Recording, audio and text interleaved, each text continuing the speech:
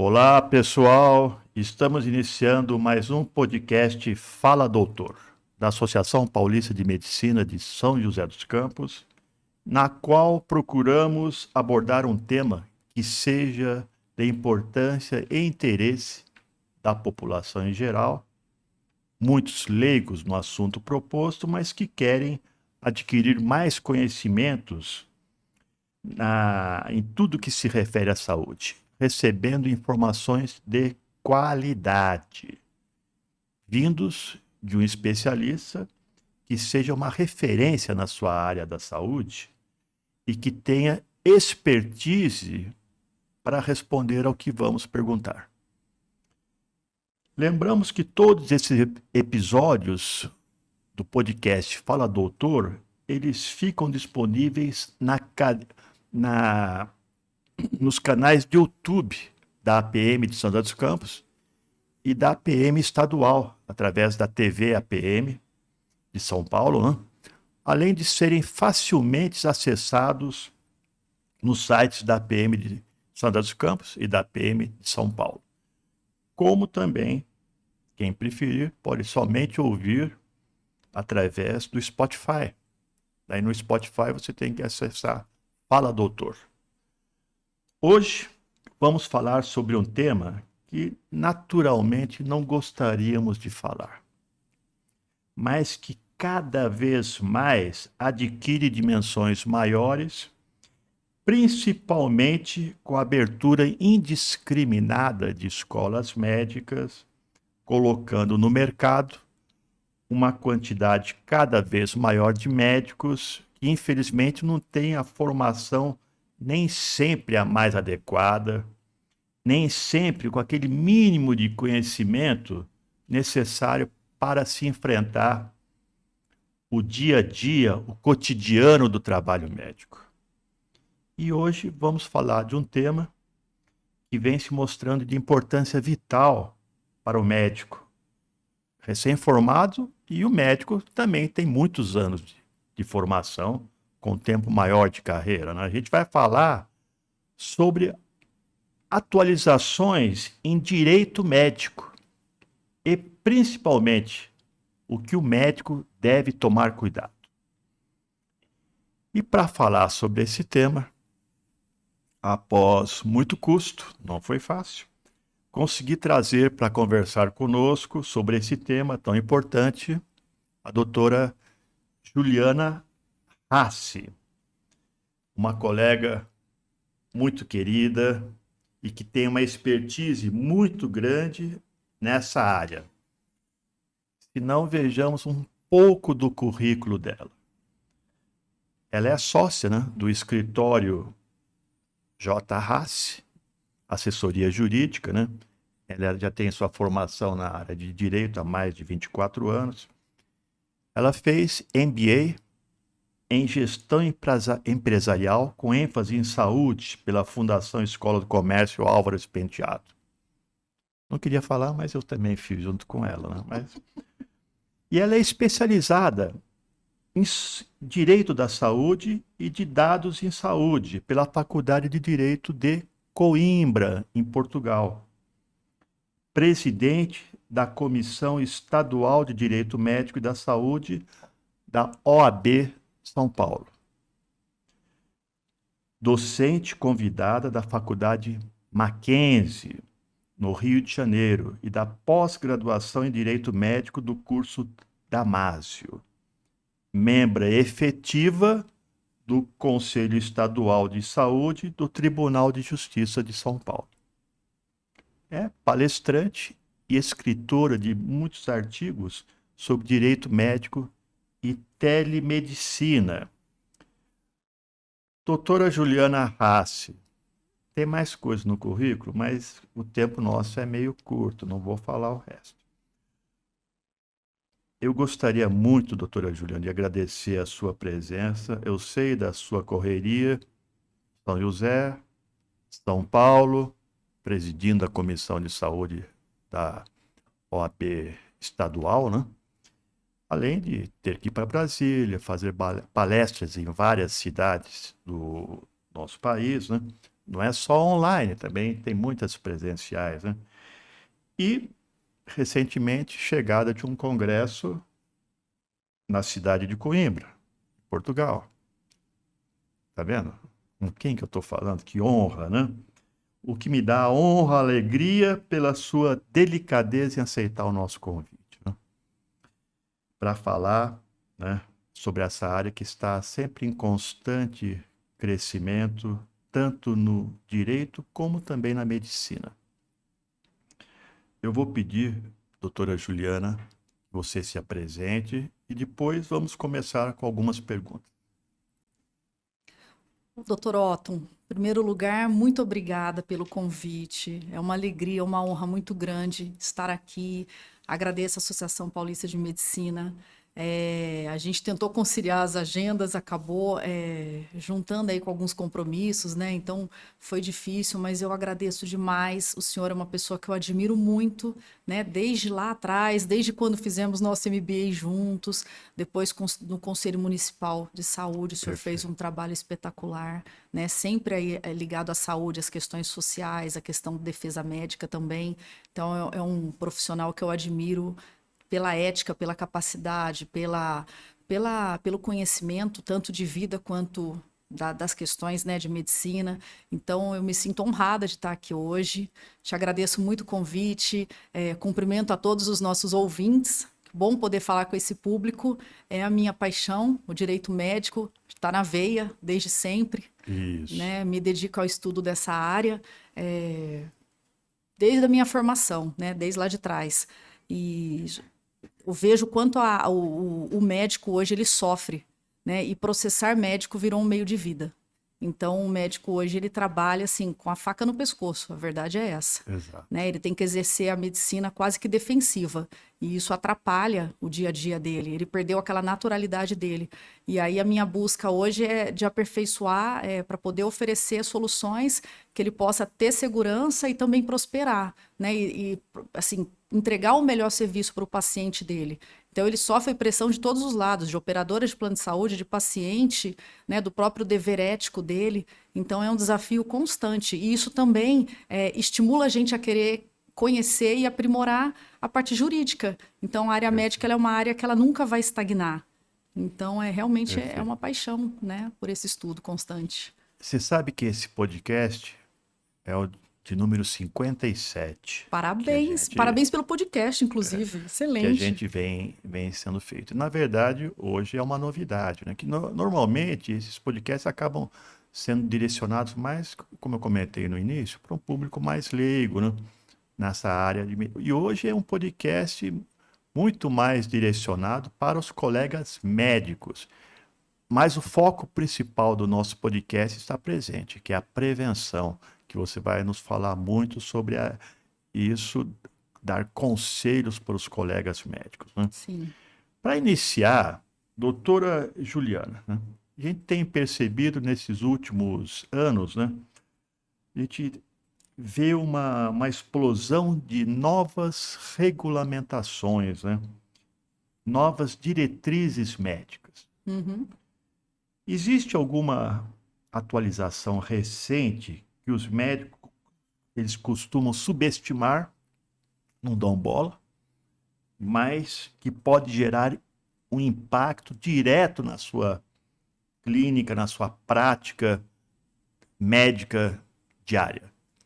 Eu observo assim que os médicos, principalmente o médico que lida com a questão de divulgação em redes sociais, e que a gente vê que depois da pandemia, o médico ele acabou usando a mídia digital o meio digital ele cresceu muito para a gente se comunicar. E a gente faz captação pelo meio digital. E o próprio Conselho Federal de Medicina reconheceu isso quando ele atualizou, né, a questão de publicidade médica o ano passado. Pela primeira vez, depois de muitos anos, ele reconheceu que o médico também faz captação, ainda que respeitando a ética, né, respeitando todos os preceitos aí do direito médico, ele é um profissional que depende de captação. Então, eu vejo que hoje, nos conselhos, um problema muito grande que ele acaba depois desdobrando na esfera civil e em outras esferas é a expectativa que muitas vezes é criada no paciente. E eu vejo que é uma parte preventiva que o médico tem que ter um olhar. Outras também, parte documental e tudo, mas quando ele entrega e vende uma expectativa muito grande, né? Então o médico já sofre por o serviço dele ser visto como um produto, né? E na relação ali entre médico e paciente, infelizmente acaba sendo aplicado o Código de Defesa do Consumidor. Embora eu não concorde com isso, porque não é produto, é serviço. É a mesma coisa o advogado. Mas nas ações, nas discussões, então eu vejo assim que as regras de publicidade, elas deveriam ser mais claras para a comunidade médica e também deveriam ser apresentadas mais alternativas deles fazerem captação, né, e deles poderem se promover ali, mas com as devidas cautelas. Que eles tenham um fluxo realmente de crescerem, de terem, né, o engajamento que eles querem, mas sem sofrerem grandes riscos. Às vezes eles se expõem desnecessariamente a riscos e eles acreditam assim, ah, mas o colega está fazendo. Mas eles não sabem se o colega está sofrendo algum processo ético. E às vezes chega o processo ético. E isso dá um desdobramento ruim, porque ele gasta, né? Ele tem a imagem dele exposta, ele responde a um processo ético, e é chato, é desgastante. A gente trabalha muito com isso, vê o quanto isso constrange. Então eu vejo que essa é uma vertente importante, que deveria ser melhor conhecida pela comunidade médica. Um Na ponto é hora que o esse. colega podia estar concentrando suas energias na sua área de atuação, né? Se Isso, atualizando, ele tem que concentrar suas energias para se defender é, de alguma coisa ética, né? ética. Ele gasta muito tempo com isso. E não é pouco, né? Exatamente. Fora as noites sem dormir. Porque ele A pessoa fica em pânico fica quando em chega. pânico. Chega aquela cartinha chamada sindicância, ele fica em pânico. É, E às vezes ele ignora. Isso é o exato. pior ainda, porque ele fala, é só uma cartinha. Ele mesmo responde ou ele não dá importância. E às vezes você consegue resolver a situação na sindicância, você não deixa nem virar um processo ético, Perfeito, né? perfeito. Mas, mudando um pouquinho até no assunto, eu queria falar um pouquinho da telemedicina, né? Que a telemedicina não tem mais jeito. Ela veio para ficar, Sim, mas a gente percebe que ainda muitos médicos têm insegurança, né? Muitos médicos têm dúvida, né? Eles têm dúvidas sobre os limites que eles podem, até quais os exercer. limites que eles podem utilizar na telemedicina, né? Queria que você me comentasse isso, então. Quais pontos que costumam gerar mais insegurança e como que o profissional ele pode se resguardar? Sim, essa é uma ótima pergunta. Embora a gente tenha explorado muito a telemedicina ela sempre ela sofreu assim um preconceito, né, Sim, pela sociedade em si. E até pelos médicos, eles sempre ficaram um pouco incomodados, inseguros com relação à telemedicina. E eu digo assim que o que propulsionou a telemedicina foi a pandemia. Infelizmente, a pandemia alavancou a telemedicina. Ela já acontecia, mas de uma forma velada, os conselhos não concordavam com isso. Aí veio a pandemia, as pessoas não quiseram mais sair de casa, né? Os médicos também estavam expostos, não queriam ser expostos. A telemedicina foi regulamentada, não teve jeito, e hoje ela é totalmente regulamentada. Mas o que a gente tem que pensar da telemedicina é o seguinte: ela continua sendo um atendimento médico, porém intermediado por tecnologia.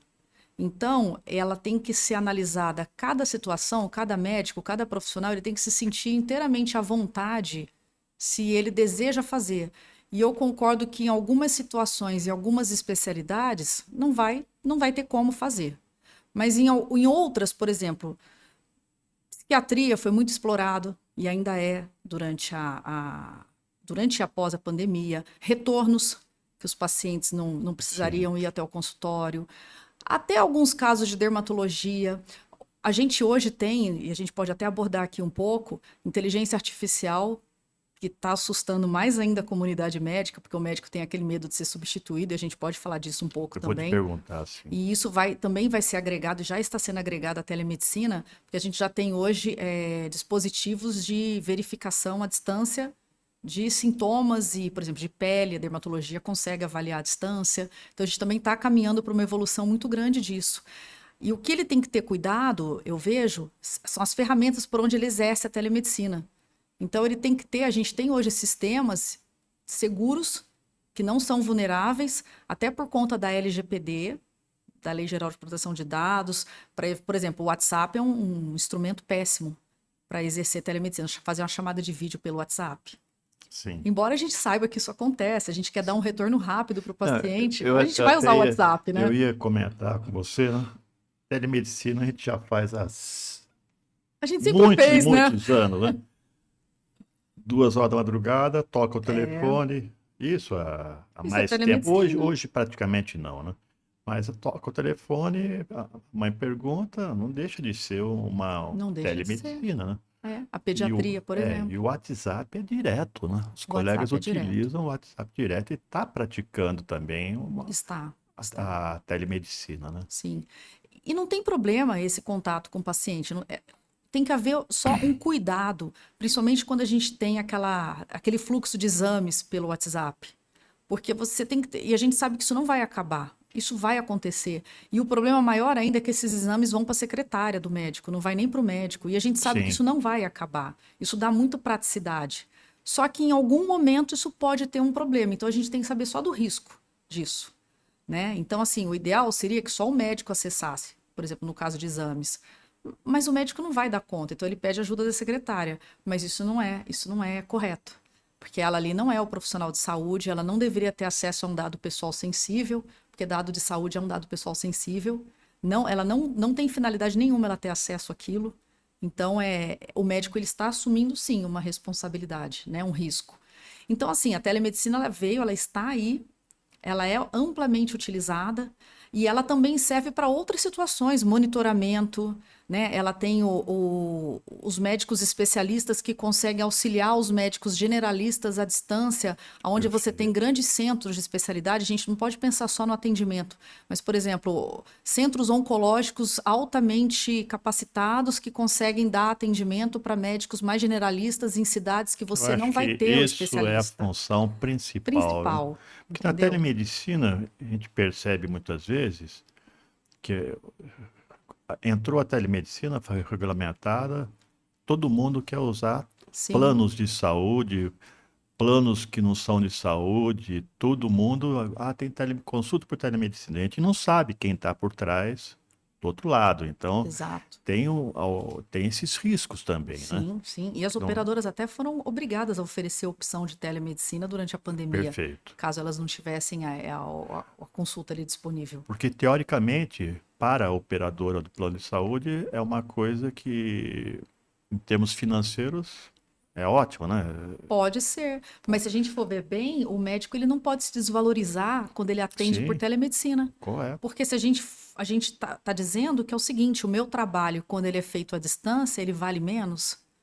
Porque, por Sim, exemplo, eu como advogada, eu atendo o Brasil todo, eu atendo online.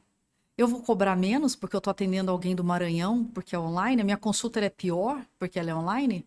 perfeito. Não é? Então, assim, o médico ele também tem que se revestir desse empoderamento dele, que na verdade o Sim, atendimento é o mesmo. Ele só. O canal que liga paciente e médico é que muda. Ou ele é físico ou ele é online, perfeito. né? E mais do que isso, doutor Otton, a gente pensar só na questão da telemedicina, tem outros desdobramentos aí, e aí a gente já tem sistemas de telemedicina seguros, que ela vem com prontuário integrado eletrônico, que o médico não pode esquecer dessa ponta. Extremamente Sim, importante, prontuário, e o termo de consentimento livre esclarecido. Ele também tem que ser dado pelo paciente que aceita passar pela telemedicina, perfeito. entendeu? Muito legal. E o que mais gera insegurança para os colegas que estão praticando a telemedicina? Estão querendo praticar? Qual que é o maior medo do pessoal? Eu penso que é o próprio preconceito da prática, ele mesmo há um julgamento ainda, de haver dele errar o diagnóstico, dele não conseguir captar tudo ali, a essência, Perfeito. né? Então, por isso que há uma recomendação que se faça uma consulta presencial Ex- intercalada, Perfeito. entre a online e a presencial. Que é complicado, né? Acho que, no mínimo, a primeira consulta deveria ser Exatamente, presencial, né? Pois o exatamente. segmento muitas vezes consegue ser feito, né? Porque a gente sabe que aquela coisa do olho no olho, É, ela ainda é o que estabelece a relação de confiança. E a gente perfeito. vê que, a gente vai falar, mas o aumento da judicialização, e a gente atribui muita questão da judicialização, geralmente ela é pela quebra de confiança. Quando não é pela má fé, porque tem gente que quer levar vantagem em tudo, você sendo um bom ou mal, né, fazendo ou não o seu trabalho corretamente, sempre vai ter alguém com má fé. Mas quando não é Perfeito. isso, tirando isso, ela é pela quebra de confiança. O olho no olho, ele ainda faz a diferença. E isso, o Perfeito. presencial, ele ainda ele tem um diferencial, mas depois que você estabelece isso, você pode fazer a distância. Ou numa necessidade, é melhor ter a distância do que não ter, E né? a gente percebe, né, que todas essas inovações que acontecem no meio do direito, no meio médico, né, eles chegam mais rápido do que as regulamentações conseguem acompanhar, né? Exatamente. E como que o médico ele pode se manter atualizado sem correr esses riscos éticos e também não só éticos como legais, né? Quando ele adota essas novas tecnologias, esses novos tratamentos, né? É interessante que as associações paulistas de medicina, por exemplo, é uma ferramenta, quando ele se associa, eu imagino que há um canal de atualização, né? Quando você tem uma assessoria especializada também, ela tem por obrigação atualizar você sobre essas regras e normas, porque a nossa Constituição Federal fala que ninguém pode alegar ignorância da lei. Então, quando tem uma regulamentação, uma legislação nova, não adianta falar eu não sabia. Ela se aplica a partir do momento que ela entra em vigor. Então, a gente paga por aquilo que a gente. A ignorância é uma bênção, não prevalece nesse caso. Então, Perfeito, perfeito. não tem jeito, né? E consultar também o conselho, né? O papel do conselho não é só punir, ele tem um papel também educacional, né? Embora a gente saiba que os médicos em geral têm medo, né? Mas ele tem também um papel educacional. Ter Exatamente. cautela é a orientação. É uma discussão ao infinito, né? Porque muitas vezes o associativismo médico é uma coisa, né? O conselhos de medicina, outra É, coisa. São coisas diferentes, né? O Conselho Regional de Medicina, por exemplo, o Conselho Federal, né? São autarquias, né? sim, São feitas através de eleições, assim sim. como o associativismo, não, é diferente. A maioria dos colegas que estão na área do associativismo, que estão em áreas de direção no associativismo, são colegas que exercem atividade de maneira totalmente voluntária, né? Voluntária. Então, é diferente, né? Sim, e é verdade o que o senhor falou, né? E acho que todo mundo que está nos ouvindo concorda. A gente primeiro faz e depois constrói a lei, né? A lei, ela sempre anda depois, né? Exato. Não tem jeito. E aqui no Brasil, a gente primeiro faz a lei, depois a gente vê se consegue cumprir. Diferente de Exatamente, muitos né? outros países que só põe no papel o que consegue cumprir, Perfeito, né? né? Aí é uma conversa É uma para conversa dias, hein? para dias. Eu vou entrar agora nesse assunto que você já comentou alguma coisa. Inteligência artificial, né? Sim, Com esse avanço da inteligência artificial, a gente percebe uma preocupação crescente. Cada vez mais o médico ele tem o receio, né, também de perder a sua autonomia na tomada de decisões. sim. Essa é uma realidade que a gente não pode fugir, né? Eu queria a sua opinião, né? Como você enxerga esse equilíbrio entre a tecnologia e a tomada de uma decisão clínica? Sim, inclusive, eu estive em Coimbra agora, como o senhor comentou, eu fiz uma especialização lá sobre os impactos da inteligência artificial na medicina. Eles falaram também sobre ignorância artificial ou Falar, só inteligência artificial? a gente não pôde evitar, Não né? pode. Como evitar o assunto. É, E assim, a Europa, ela como foi na época da Lei Geral de Proteção de Dados, ela é mais avançada que o Brasil e o Brasil acaba se inspirando muito, né, no velho mundo Perfeito. para puxar as nuances e seguir muito, né? Então, assim, lá eles já têm um regulamento aprovado e a gente aqui ainda não tem regulamento para variar. A gente já está fazendo há muito tempo, a gente já está implementando, a gente já tem soluções, oncologia, a gente já está avançadíssimo com várias soluções e a gente não tem o regulamento ainda, né? Ele está aprovado, está em fase ainda de aprovação, está no Congresso, passou pelo Senado, se eu não me engano, em dezembro, está caminhando. E assim, até se discute se é interessante regulamentar ou não, e até onde é interessante regulamentar, porque com o desenvolvimento todo que vai acontecer, você pode engessar algumas questões. Aí já é uma conversa assim que foge um pouquinho daqui, é uma conversa mais polêmica. Mas assim, Sim. está em pauta isso. Mas aí, trazendo para o contexto nosso aqui, o maior medo do médico é: eu vou ser substituído? Sim. Eu não vejo que vai ser substituído, tá? Desde lá de trás, até porque a gente tem uma diretriz da Organização Mundial de Saúde de 2021, primeira coisa que ela fala, sempre vai ter que ter a validação humana. Então, assim, a inteligência artificial, ela é alimentada por algoritmos, ela é erros e acertos, erros e acertos. Ela é uma ferramenta que eu vejo que ela é fantástica, ela é sem limites, ela vai crescer, assim, sobremaneira. A oncologia, ela consegue alcançar resultados absurdos com diagnósticos ultra precoce. E não só a oncologia, todas as áreas, principalmente, por exemplo, questões de laudos, a velocidade de se laudar.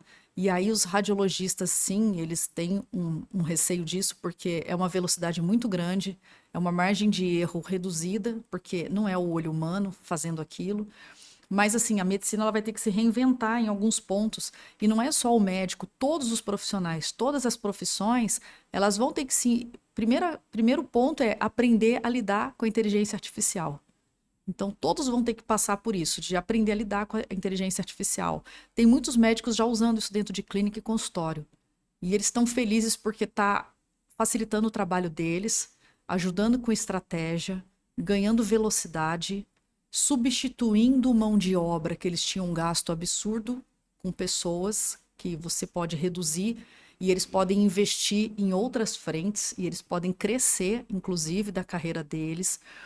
Eles podem ganhar tempo e aí eles podem investir em outro ponto que eles não estão conseguindo hoje, que é a relação com o paciente, Sim. porque você traça estratégia, você ganha tempo com várias questões que você gasta hoje, inclusive você diminui muito a tua margem de erro, você ganha assertividade. Toda vez que você ganha assertividade, você deixa de perder dinheiro e você ganha tempo.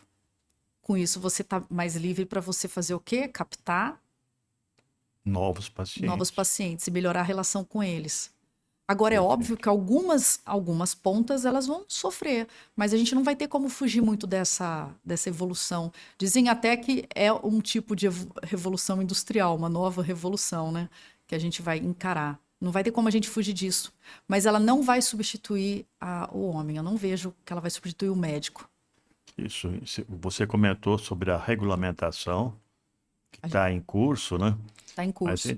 telemedicina também estava sendo praticada sem ter essa regulamentação. Sim. Demorou para Demorou muito. muito, né, para se Demorou muito. conseguir. Então não dá para a gente esperar que daqui 3 meses já esteja regulamentado, né? Não, vai demorar mais um Vai pouquinho. demorar mais um Vai pouquinho, demorar. né? E o próprio regulamento nosso, ele não é voltado só para a saúde, ele é geral. Então ele fala Perfeito. pouco de saúde, ele fala um pouco de saúde. Então ainda vai ter muitos capítulos pela frente. Com certeza. Mas assim, o que pode ser feito, e tem alguns critérios ali. Então, assim, manipulação, vai ter que ter um cuidado muito grande com manipulação, porque a inteligência artificial ela consegue saber a vulnerabilidade de uma pessoa e manipular ela. E isso é impedido crucialmente, fazer É, discriminação, a gente vê o chat, chat GPT. é uma coisa absurda, né? O chat Coisa, GPT, que ele é básico, né? Assim, sim, ele já é altamente evoluído, né? perfeito. Doutora Juliana, então, continuando essa parte da inteligência artificial, né? Esse equilíbrio, a tomar entre a regulamentação, a tecnologia, né? Sim. Regulamentada e a tomada de decisão clínica, né? O que mais você poderia falar sobre isso?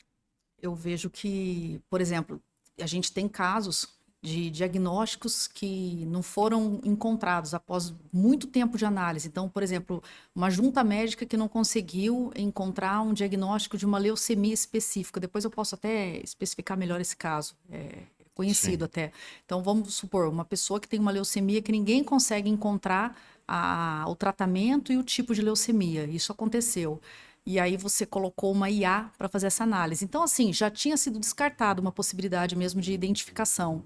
A IA, em poucos segundos, minutos, ela identificou o padrão daquela doença e encontrou o tratamento. Então, ela encontrou uma chance de sobrevida, de cura, né, de tratamento, pelo menos para aquela pessoa. Aquela pessoa nem teria isso. E talvez para um conjunto de médicos chegarem a isso, são pessoas, né, humanas, levaria meses até. Então, ela conseguiu avaliar um conjunto de dados numa velocidade absurda, que é o que ela faz, né?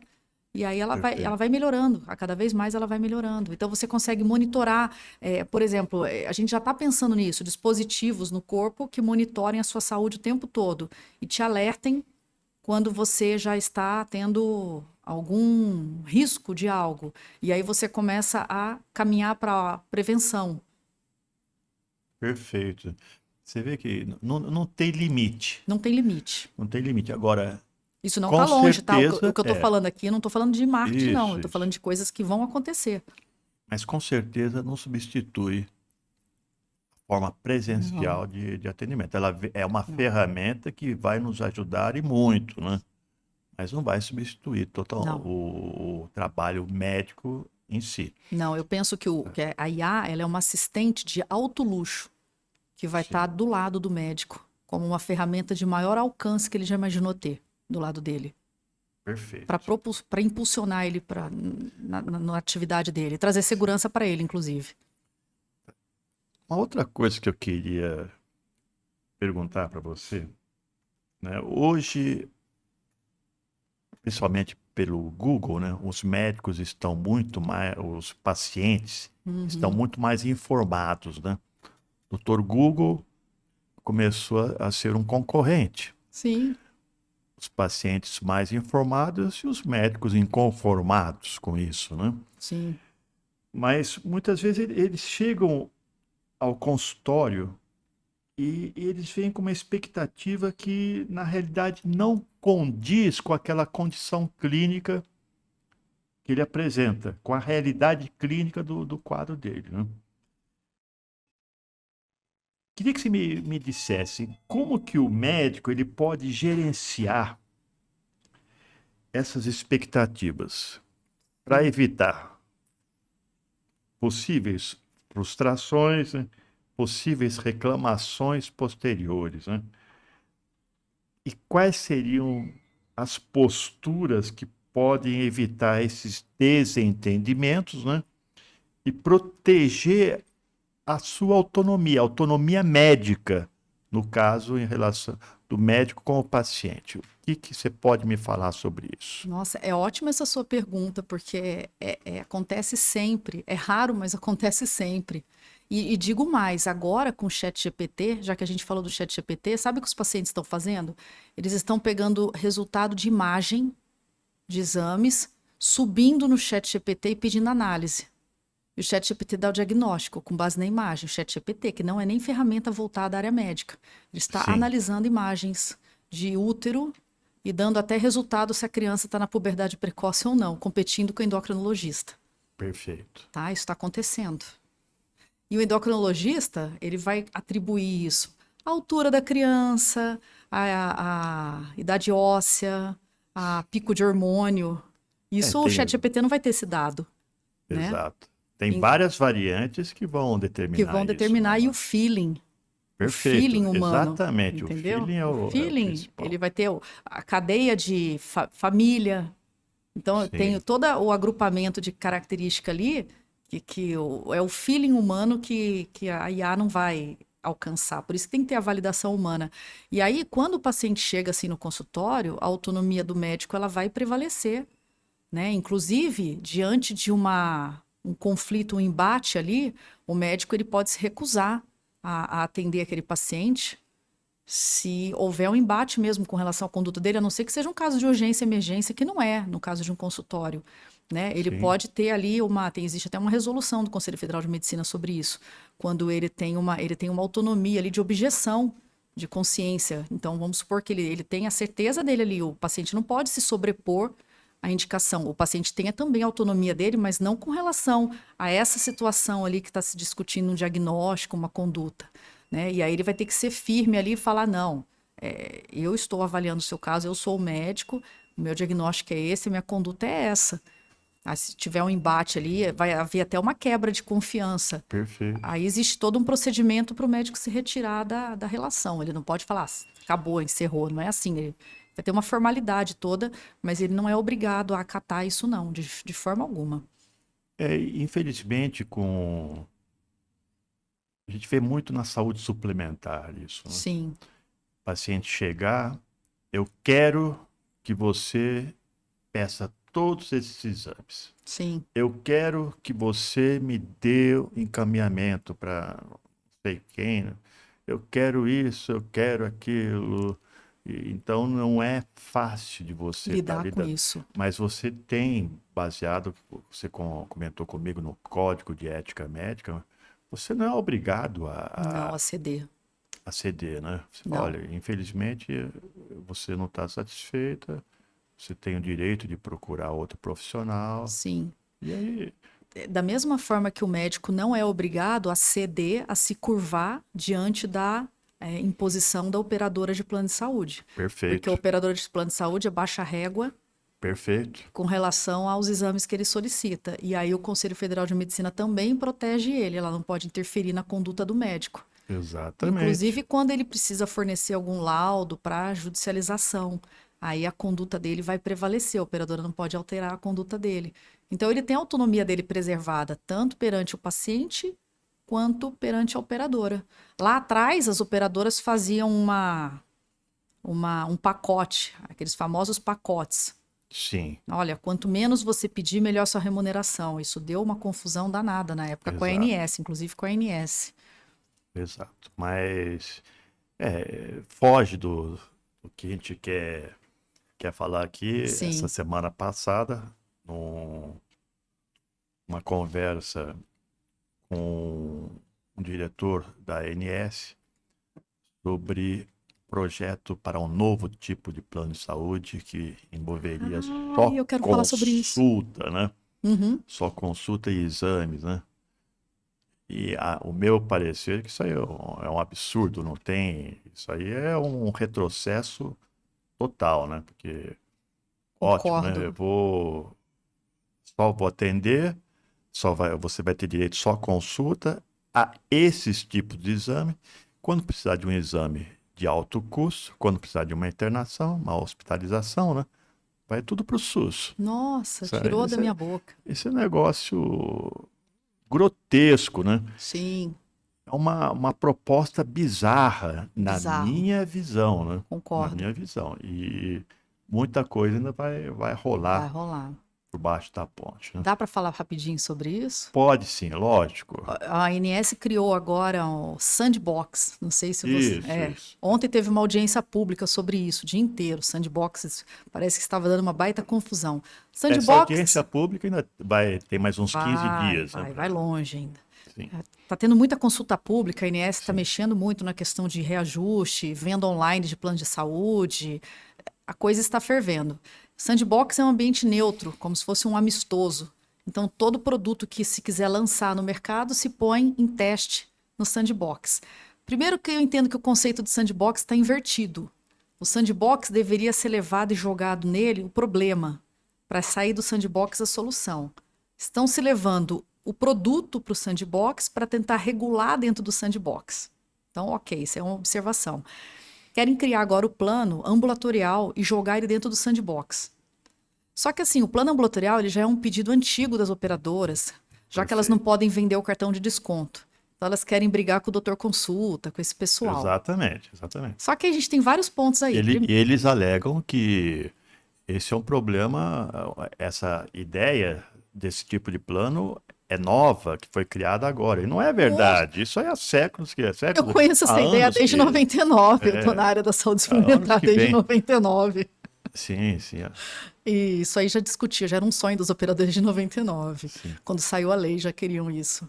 Nós fugimos um pouquinho aqui. Fugimos, mas Mas é enfim, uma coisa exatamente isso que vai. importante. É O bom para os colega médico médicos. tem que É, estar sabendo o que está correndo, né, sabe por professor? quê que os médicos têm que saber? Porque olha só o impacto disso.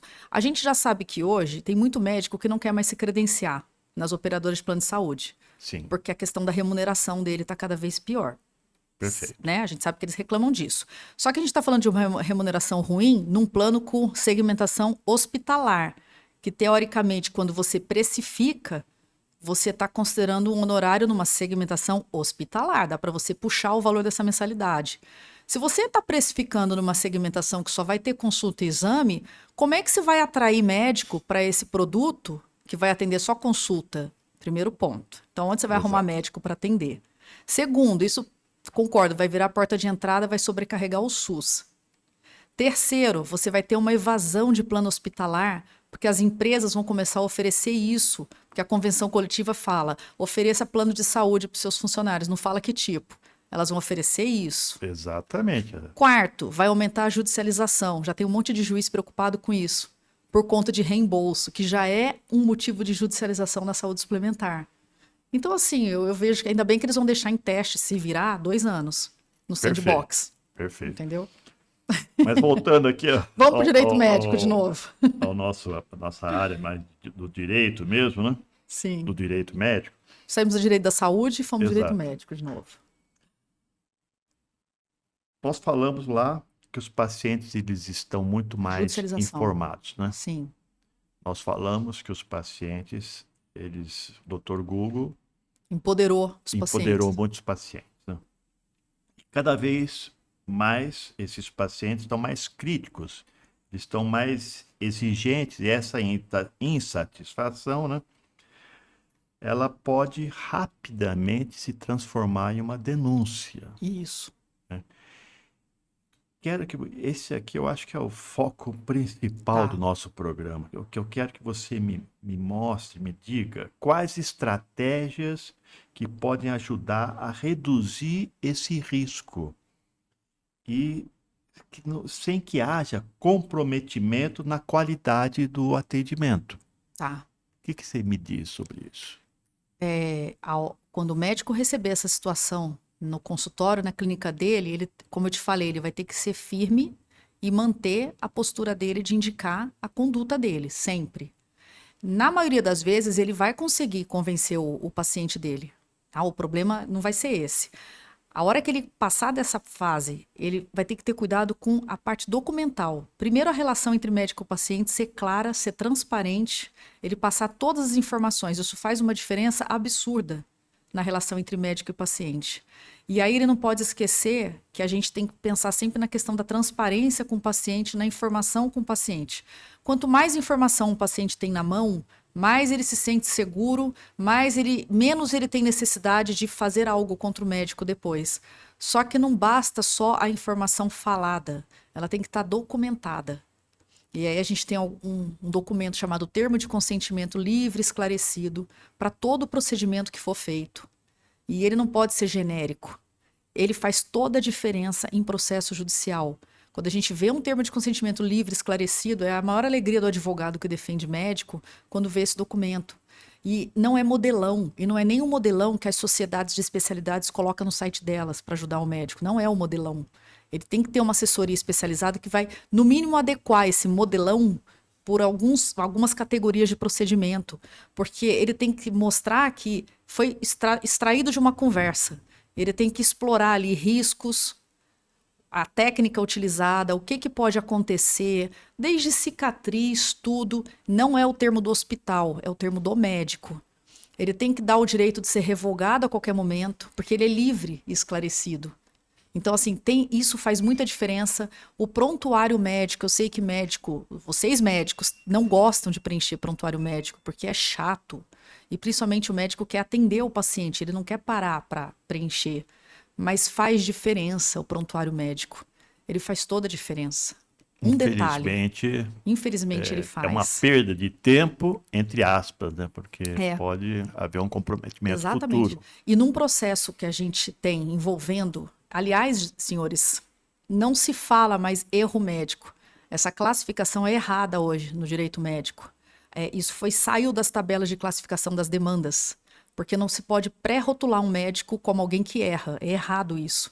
Então, hoje a gente fala em danos morais ou materiais decorrentes de falhas na prestação de serviço de saúde, porque aí você tem uma cadeia de atendimento. Você tem enfermeiro, você tem fisioterapeuta, você tem o próprio paciente que não segue as orientações do médico. E é importante também pensar em formalizar orientações pré e pós-cirúrgicas, a documentação toda de exames, isso tem que estar muito bem documentado, principalmente as especialidades que são mais processadas, obstetrícia, cirurgião plástico, ortopedista. Tá? Eu sei que hoje o pessoal fala muito, vou pôr seguro que vai resolver minha vida.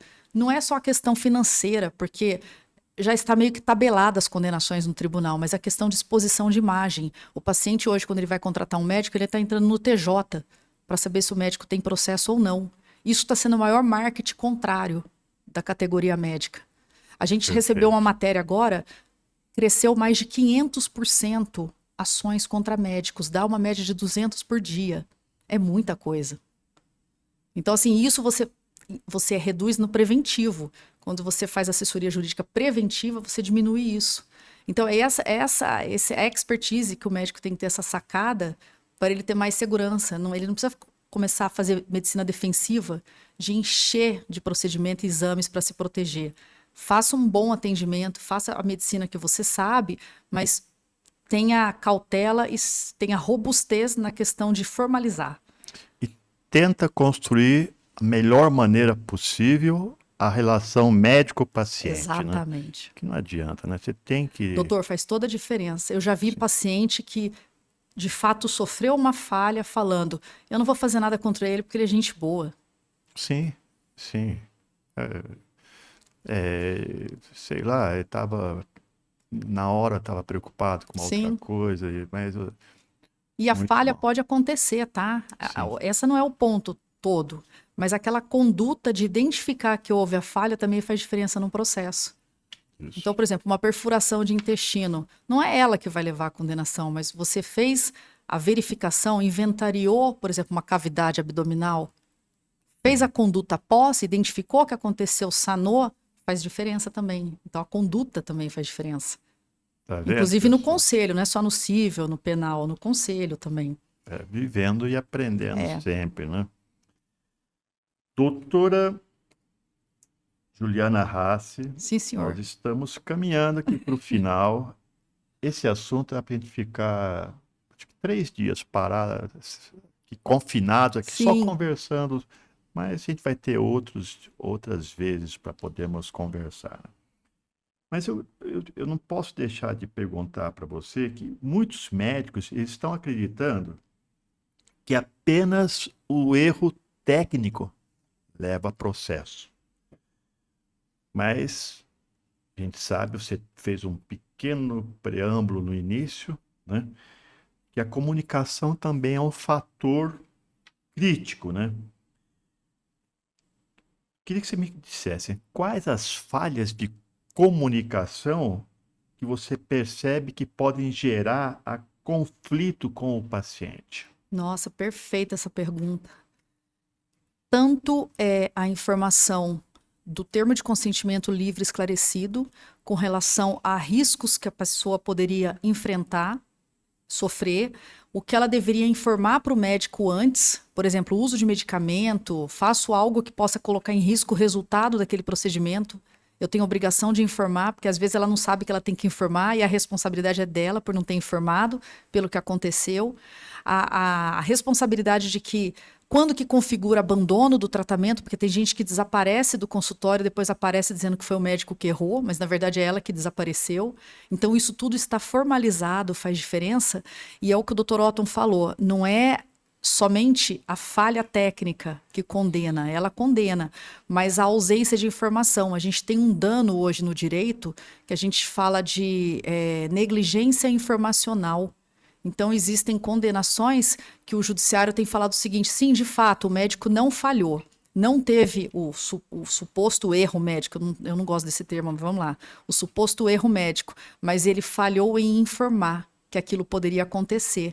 E aí há uma condenação menor, 10, 15 mil que seja, mas há uma condenação. Então, ele é condenado por falha de informação. E aí, como a base disso é o CDC, e o CDC fala em princípio da informação como obrigação. Código de Direito do Consumidor. Código de Defesa do Consumidor, exatamente. O médico tem a obrigação de informar. Então, por isso que ele tem que ter cuidado com a documentação que ele usa no consultório. E o termo de consentimento da LGPD também, que não é o termo de consentimento de procedimento, é um termo específico só da LGPD. Então, ele tem que ter alguns instrumentos mínimos ali de LGPD que ajudam ele. E esses documentos aí, inclusive de finais, onde tem a alta, onde o paciente está ciente que encerrou. Tem vários documentos que ajudam ele. Faz toda a diferença no processo. E a perícia é a mãe das provas. Sim. Mas, às vezes, eu vejo caso que a perícia ela já foi ignorada e a parte documental prevaleceu. Perfeito. Doutora Juliana, a gente teria que conversar muitas coisas, né? Mas essa área de direito médico é uma área que está sendo vista agora com outros olhos, né? A gente atuar realmente na prevenção para evitar processos futuros, coisas desse tipo, né? E o judiciário também a gente vê que os juízes que estavam qualquer coisa de judicialização, assinava, eu não sei nada de medicina, né? Hoje eles estão indo atrás de ajuda do conhecimento técnico dos médicos para poderem judicializarem ou não. A meu ver, isso vai evoluir muito ainda, né? Mas eu queria agradecer muito a sua presença. É tão bom conversarmos, ouvir você falando. Você tem uma fluidez de pensamento tão legal. Você fala tão bem. E é sempre um eterno aprendizado poder estar aqui com você. Eu queria que você deixasse uma mensagem final, já te agradecendo muito por você estar presente. Nossa, eu que agradeço, é um prazer estar aqui. O senhor é uma pessoa muito querida, que eu respeito muito. Eu te parabenizo pela iniciativa, porque eu vejo que informação é o bem mais precioso que a gente pode ter. Exato. Então, para mim é uma oportunidade, é uma troca que a gente teve aqui hoje. E nós vivemos no mundo atual de fake news, Exato. né? Então, essas informações de qualidade é a arma que a gente pode ter para poder se resguardar contra todas essas. Muito obrigado, doutora Juliana. Ficamos por aqui com mais um programa, mais um podcast. Fala, doutor. Obrigada, e obrigada a todos aí que nos ouviram. Muito obrigada. Obrigado, viu? Até mais. Até mais.